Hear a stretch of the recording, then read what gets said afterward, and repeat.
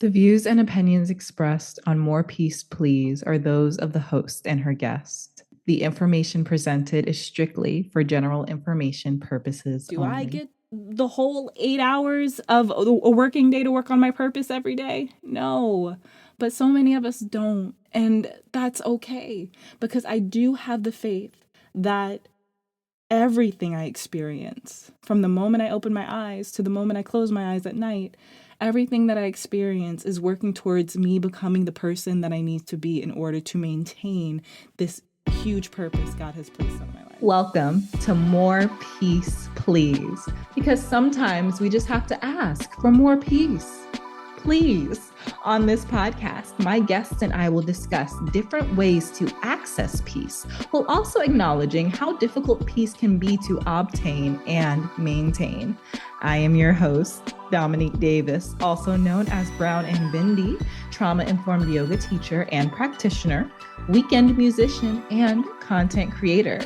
Welcome to my little corner of the internet. We're all friends here, so kick off your shoes, relax your feet, and let's just see if we can ask for a little more peace. Please. Hey there, Bendy Bunch. Welcome back to another episode of More Peace, Please. I am your host, Dominique Davis, also known as Brown and Bindi. I hope you are doing well. I am just a tiny bit overwhelmed this week. I have a trip coming up. My sister's birthday is this upcoming weekend, and we are going to Phoenix, Arizona. Very excited.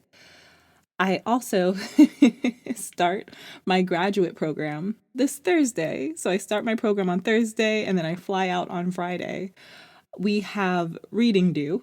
We have assignments due. And this is a graduate program, so it's not a small bit of work. It is a lot of work. And even though I am overwhelmed, I'm still grateful. I'm still very excited because I'm in this beautiful place in life where I feel as though everything I'm putting effort into contributes to my purpose.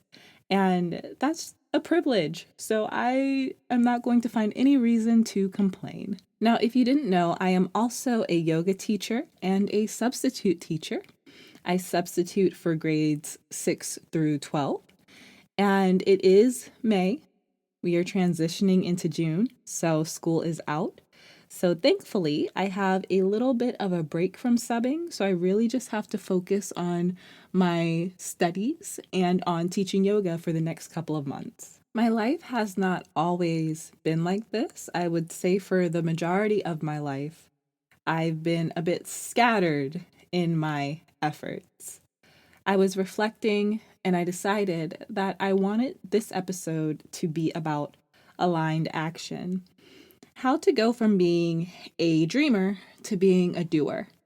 Because I've had a lot of dreams in my life, but because I am more creative in my thinking, I tend to find ways to dip my toe in everything, and a year will go by and I will have accomplished a lot, but nothing towards my ultimate goal. And I'm getting to an age, a ripe old age of 33. I'm getting to an age where I don't really feel like wasting energy anymore. And if you can relate to that, then this podcast will be for you. I want to discuss taking aligned action, learning how to make sure that the energy that we are putting out is congruent to our dreams, congruent to our purpose, and that all that energy has a focal point. I've often identified as a person capable of wearing many hats, but as I got older, I realized that just because I'm capable, that does not mean that I am required to. Trying to pursue multiple talents and hustles stopped me from identifying what I wanted to focus on. I also wasn't seeing much progress in any of the areas I was spending my energy on. I was maintaining in all of these different arenas, but I was not growing. I was not evolving. In the first episode of More Peace, Please, I spoke about working in insurance. My life was so compartmentalized at that point. I wanted to create content and teach yoga, but I also wanted to sell insurance and become an expert on commercial policies. I was also drafting this podcast. More Peace, Please was in the planning stages for months because it was almost impossible for me to focus. If my actions were more cohesive and aligned, I would have been more motivated and thus had the energy to work on the things that I loved. At that time, I had the vision of the life that I wanted. But because every day I was taking action that conflicted with that vision, I was not able to manifest the life that I wanted for myself because manifestation takes aligned action. I don't fully understand how I ended up working at an insurance company. I could have worked anywhere. I don't know why I gravitated towards insurance, but alas, it's what happened. And as I said before, I'm very creative, so I have a talent for making anything work. I could have ended up at any job, and my creative mind would have found a way to make that work for my personality. But because that job was not in alignment with the purpose that God put on my life, I was trying to make it work, but I wasn't happy. And not only was I not happy, again, I was having vision. I was seeing what I wanted for myself. But every day, because I had a day job that didn't align with that vision, it was kind of like I had another personality, the personality that was showing up to work, and then the person that I was when I would get off of work.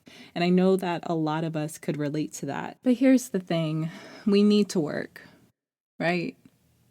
We have to make sure that we do what we need to do to make sure our needs are met and to make sure that our families are provided for. A lot of us don't have the luxury of just caring for ourselves. We have other people that we have to look out for and watch out for. So we create this understanding that in order to provide, we must sacrifice our dreams. And here's the thing, if your basic needs are not met, then you are in survival. And if you are in survival, then you cannot make grounded decisions. You need steady income because you cannot make grounded decisions when you are in fight or flight. Okay, so we need jobs. We must work in order to organize your life in a way where all of your action aligns with your purpose. You have to ask yourself, what is the ultimate goal, at least for right now in my life? When I decided to resign from working in insurance, I knew that I wanted to go back to school for social work. I knew that I wanted that degree so that I could strengthen the name of Brown and Bindi, so I could strengthen my credentials so that I could help more people. And I knew that I wanted to work with young women. I took that and I said, what can I do that aligns with going to graduate school and working with young women, getting to know teenage girls and how to communicate with them, identify with them, and not see them as a generalized group, but learn to see them as individuals. And from that place, I recognized that the job that I needed was to be a substitute teacher. Substitute teaching aligned with my desire to pursue a degree in social work. There is potential to become a school counselor after I get my degree, and having a background in substituting only makes me more attractive to people hiring school counselors. Working in these schools also gives me the ability to teach yoga philosophy to students. No, I am not teaching them about Ujjayi breath or how to get into downward dog with even weight in their hands and feet. But I am teaching them about ahimsa, non-harm, practicing nonviolence, and I am teaching them how to care for their communities and to learn how to stop thinking so much of themselves and to better understand how their experience and how their perspective impacts others. I'm also teaching a lot of the students I work with how to better have confidence that it does get better, and that what we are experiencing right now here today is not an indicator of what our future is ultimately going to be like. There are so many parts of substitute teaching that align with my purpose. That being said, substitute teaching is not easy. And honestly, it's one of the hardest jobs I have ever had. But because it so deeply aligns with the purpose that God has placed on my life, every time I show up to those schools, I am taking aligned action. And everything that I'm learning is compounding, preparing me more for my ultimate purpose. Also, when you're a substitute teacher, you often get free periods, and that gives me time to do my schoolwork. So that's great as well. And draft yoga classes. That free period, it comes in clutch all the time. Okay, so we covered the day job aspect of learning how to take aligned action. I just imagine that if you're listening to this and you have dreams that you would like to accomplish, I just imagine that the first thing you would think is, how can I do that when I have to work? So I hope that that little tidbit was helpful. We can have day jobs, we can have full-time jobs and still be working towards our ultimate purpose. It's a little easier when that day job aligns with the purpose. Now let's talk about what we are actually focusing our energy on. A master of all is a master of none, but that does not mean that you only have to be a master of one. I personally suggest mastering 3 categories, focusing your life on 3 categories that you would like to nurture, evolve, and grow into. Anything outside of these categories you can consider a distraction, and that's okay. But just make sure that you are intentional with your distractions. Okay, so my 3 categories. I am a yoga teacher. I am also a coach / therapist. Not yet, but that's what I'm focusing on. That is what I'm putting my energy towards, graduate school. And finally, I am a content creator. So those are my big 3. Yoga teacher, coach / therapist, content creator. When or if I'm looking for a new stream of income, I make sure it aligns with these 3 categories. Being a substitute teacher gives me the opportunity to connect and familiarize myself with the age group I plan on offering counseling services to. Being a substitute teacher also aligns with my long-term vision for a nonprofit with Brown and Bindi. So you have your 3 categories, the 3 areas of your life that you're going to focus your energy on so that your aligned action can become less sporadic and more focused. That's great. That's wonderful. Now let's talk about balance, because aligned action is awesome and aligned action ensures that we will see progress, but we must balance aligned action with self-care. Those distractions that I talked about earlier, making sure that we are intentionally distracted, that's your self-care, baby. It cannot be all about the hustle. It is not sustainable and you will burn out. The way that I like to take care of myself, my intentional distractions include reading. I love fiction. Love it. My favorite genres are horror and thriller, but I also love a good romance novel, give me a little smut. I love all that.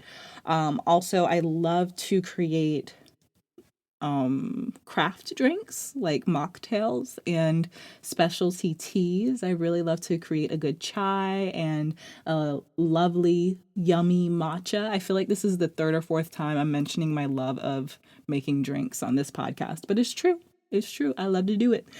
And then I also love working on music. Right now, I am just doing covers because I can't write music. Because if I write music, that's too big of a distraction. If I write a song, then I have to work on an EP and then I have to work on an album. Do I release any of this stuff? No. But if I work on my own original stuff, it completely pulls me out of whatever I am focusing on and whatever I am doing to align with my purpose. And then I just get completely on another road. So I do not work on my own music right now. I am just doing covers. But working on those covers makes me feel really good, and it helps me balance my internal state, helps me ground my nervous system, and it re-energizes me so that I can consistently show up for my purpose. The sweet spot is learning how to balance self-care with self-discipline. Let's talk a little bit about self-discipline, especially for those of us who do have day jobs. If you know without a shadow of a doubt that there has been a purpose placed on your life, then it is your responsibility to work towards that purpose every single day. Now, what makes this sustainable is being realistic about how you go about working on your purpose every single day. Some days you may have an hour, maybe even 2 hours to work on your purpose, where you are doing research, where you're planning or even executing your vision. Other days, maybe you only have 10 to 30 minutes to send out some emails or to respond to some comments on social media to make sure that you're engaging with your community. It's going to vary day by day, dependent on what you have going on. But what is so important is that you give yourself grace and that you know that you are doing what you can. And if you show up for 10 minutes or if you show up for 2 hours, it doesn't matter because you showed up. And some weeks you may only have 10 minutes every single day. You might not get the 2 hours some weeks. And hey, that's just the way the cookie crumbles. I try to have faith in the bigger picture. If I recognize that my time has been scarce and I'm not putting as much energy into my endeavors as I would like, I get stressed. I'm not going to lie to you. I get stressed. I beat myself up, but only to a certain extent. Because at the end of the day, if my bills are paid and I have the privilege to work on my passion and to work on my purpose, that's enough. I am content with that. Do I get the whole 8 hours of a working day to work on my purpose every day? No. But so many of us don't. And that's okay, because I do have the faith that everything I experience, from the moment I open my eyes to the moment I close my eyes at night, everything that I experience is working towards me becoming the person that I need to be in order to maintain this huge purpose God has placed on my life. So I have peace in that. And when I don't get to work on my purpose the way that I want, I recognize, kind of like a little kid, I recognize that I'm just not getting my way. And it's okay. I feel the feelings, but I do recognize that I'm emotional because I'm not getting my way. I'm not emotional because I feel like that I'm missing out on making it happen. Putting more work in does not make it happen faster. Personally, I believe that it's on God's timeline, not mine. So I don't subscribe to the idea that by grinding and hustling and putting it all into today's work will make it happen next week. I just don't believe that. But I do believe that it is my responsibility to show up on a daily basis. The capacity of that is dependent on what else I have going on. Okay, the last piece of advice I have for learning how to take aligned action: set your goals. Goal setting is making an agreement with God. You have faith that you can do all things with divine help. Your faith is so strong, you choose to make measured plans. Now, we've all heard this saying that when we make plans, God laughs. But goals are not always for achieving. Sometimes goals are for learning. Making sure to practice fluidity and flexibility when setting goals, giving yourself grace, and allowing yourself to learn. If you know that there has been a purpose placed on your life, and you have developed your vision enough to know what that purpose is and to know your part in that purpose, then it's time to start setting some goals. What markers can you make in order to ensure that you are making progress, that you are experiencing forward momentum? What do you have to see happen to know that things are evolving? When you set that goal, your brain will start working differently and you will start figuring out how to achieve that goal. Again, I ask that you still give yourself grace. Remember, it is not about achieving the goal. It is about what we learn in our attempt to achieve the goal. Do you want to know what my goal is? My goal is 1 trauma-informed yoga class a week over on YouTube. I have the mic. I just bought new batteries for my camera. There is nothing stopping me. I just have to do it. And I'm gonna do it. Yeah. And some weeks, that video, it'll come out. You'll see it. And other weeks, it might not. But right now, since it's the very beginning, I just gotta run beside that train with confidence that I will take the leap and I will get onto the train. But I gotta start running, right? And I guess confessing that this is my goal to you is my way of starting to run, because now I put it out there and I am going to be held accountable.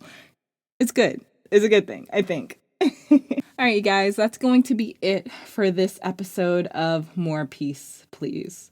I hope that you find a bit of peace in aligned action, knowing that when you take aligned action, you are organizing your efforts and your energy to contribute towards a reality that is in alignment with your highest experience. And you are worthy of that.